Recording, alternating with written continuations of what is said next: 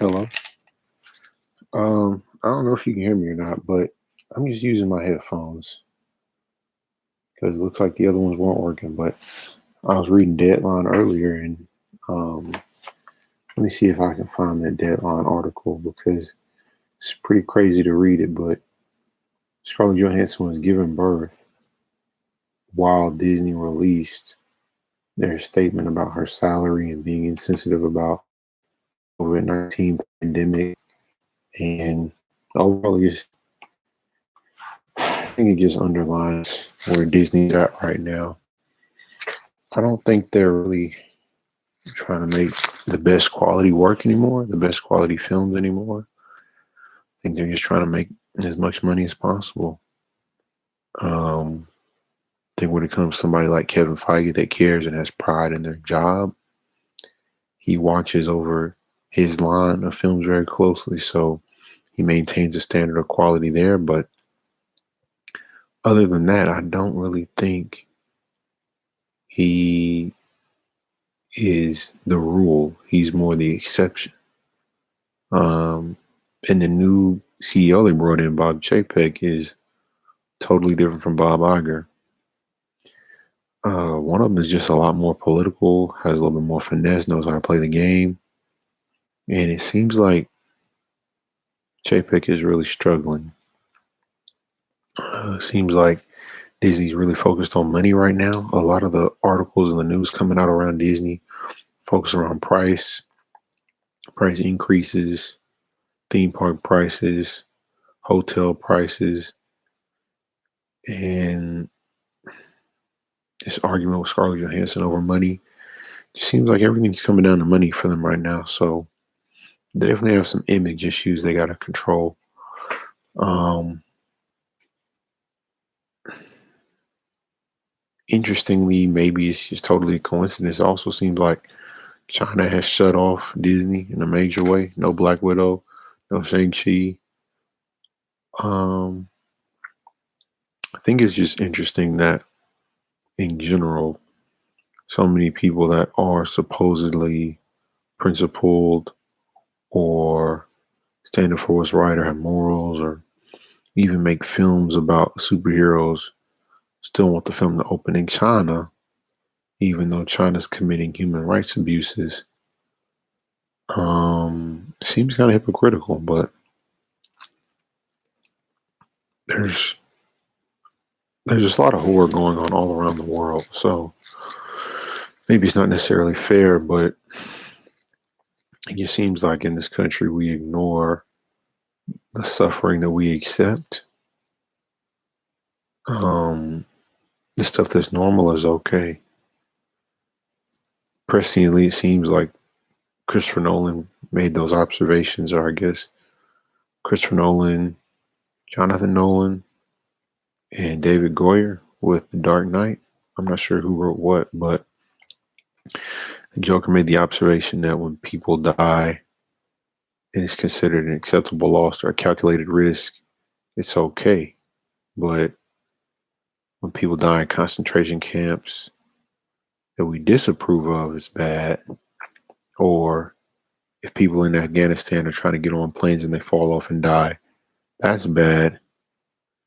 But, Uyghurs struggling in camps or the kids that sew t-shirts, pants, struggling all around the world, people that struggle to make technology we use here suffer so much they have to install suicide nets so they don't jump to their death.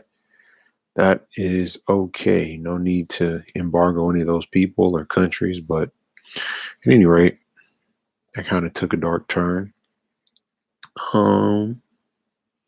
The big point today was about everything going on with Scarlett Johansson. It seems like from the beginning she's been playing chess and Disney's playing checkers. They're kind of one step behind. Tried to get back out in front of it with the Cruella announcement from Emma Stone, but I feel like that's predictable. That's all they had to do. That's all they could go to next. They didn't really surprise anybody with any new announcements or surprise anybody with settlements or by reaching out to Scarlett Johansson privately. So Not really sure where this is gonna go. I mean, I thought it would be settled by the time Shang-Chi came out, but we're starting to see the Shang-Chi press merge with the Scarlett Johansson press, which everyone predicted and figured Disney would have predicted too and tried to avoid. But mm, maybe this is what they want. I mean, based on their strategy of releasing Scarlett Johansson's paycheck, they want to put more information out. I guess they feel like the more they put out, the worse she'll look, or the crazier the whole lawsuit will seem as she's exposed to the public directly.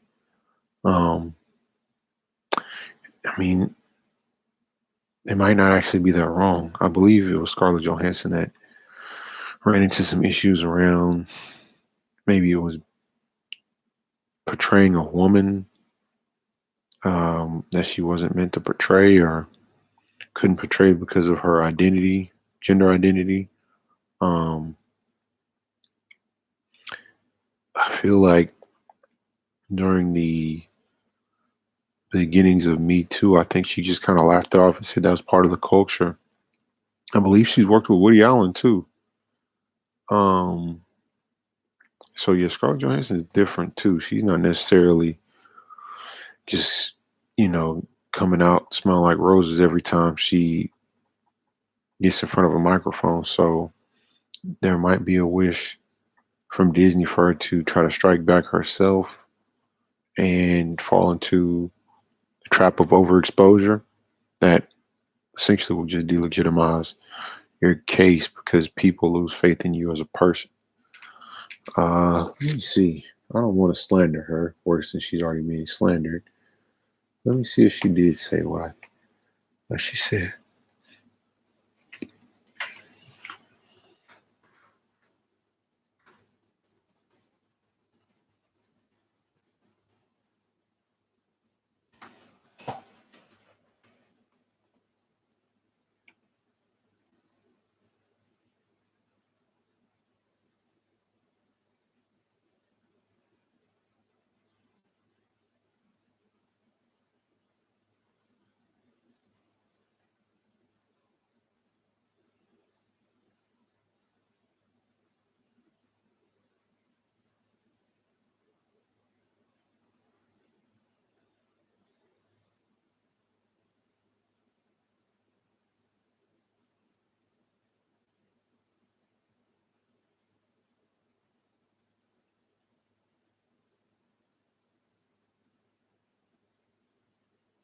Mm-mm-mm.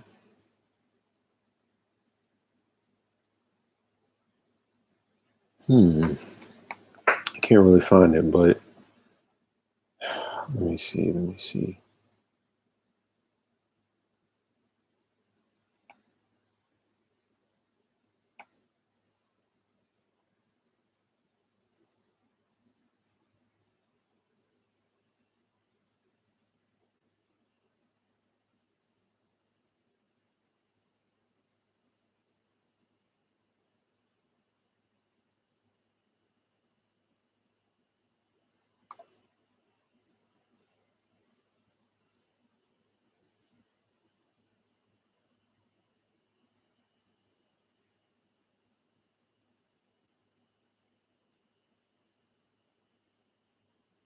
Hmm. I don't know. Anyway, can't find it.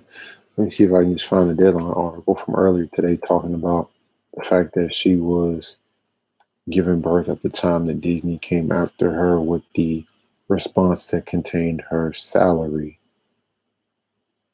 Let's see.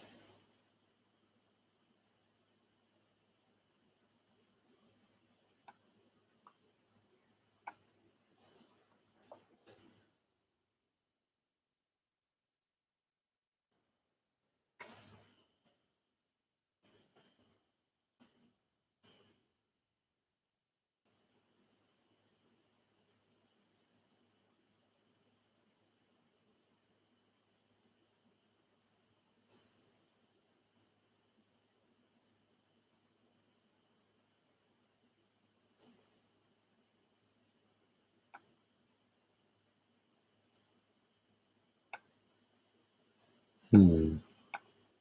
Yeah, still not really seeing it. Where did I find it at? Let's see.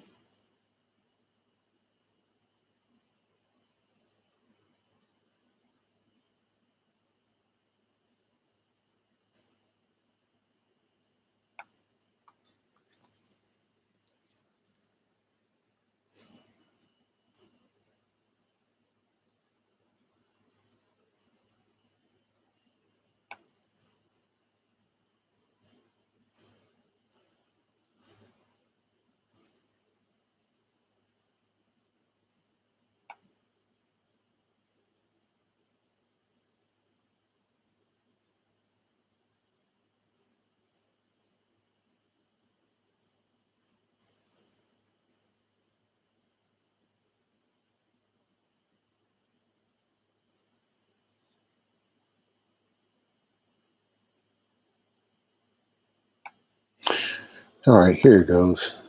All right, this is the article I am citing, and we can see that Scarlett Johansson definitely has just made Disney look crazy left and right. First, by exposing the fact that they circumvented her contract on purpose because,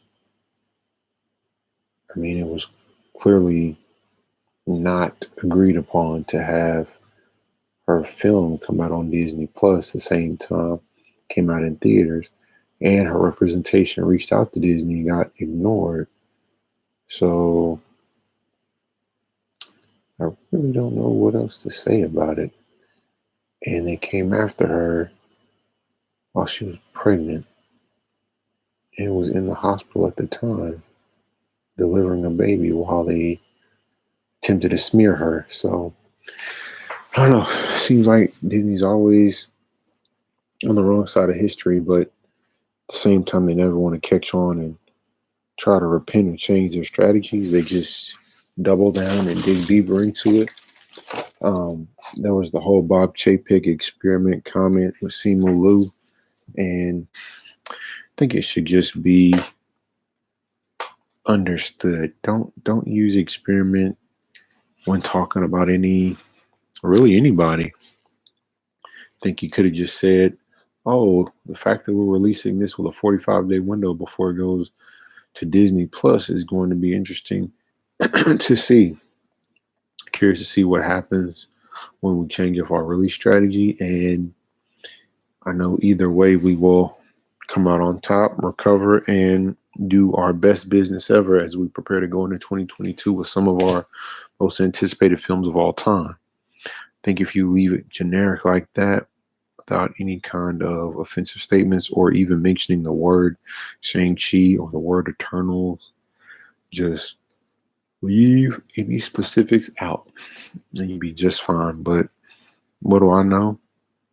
Just one man trying to make sense of everything going on in the film world. How do you guys feel about actor salaries anyway? Since I'm here on this topic, I mean, Scarlett Johansson got 20 million. Chris Hemsworth is getting 20 million, 15 to 20 million for Thor 4. But I really, I might get in trouble for this. But Chris Hemsworth, Chris Evans, Robert Downey Jr., Mark Ruffalo, none of the superhero actors need bigger paydays. It could have been any actor in those roles. Well, maybe not for Robert Downey Jr. He did kind of have to make Iron Man work for everything else to take off, but everybody since then that has been demanding more money with each successive movie. Don't think anybody would miss you guys or even notice if somebody just swapped you out one day. Never comment on it. They just switch out. People thought it would just happen with War Machine only, but I mean, if people start getting too expensive, they'll just recast you and then say, "Oh, it was the multiverse."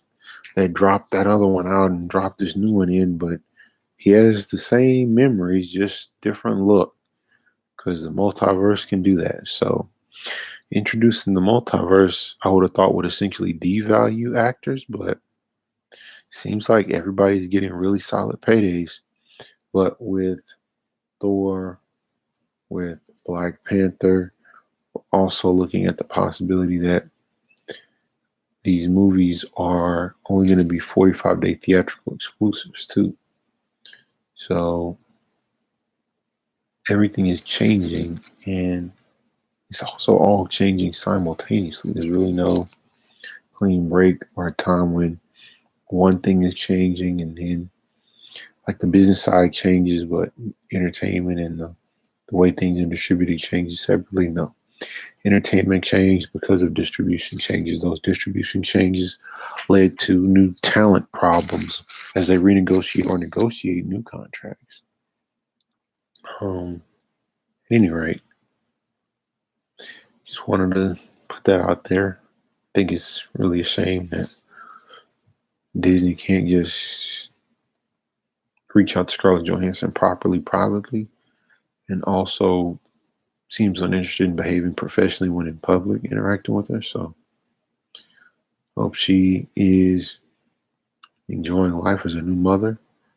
And hope you guys enjoyed this video. If not, let me know, comment, or leave a thumbs up or thumbs down or whatever it takes to get your point across.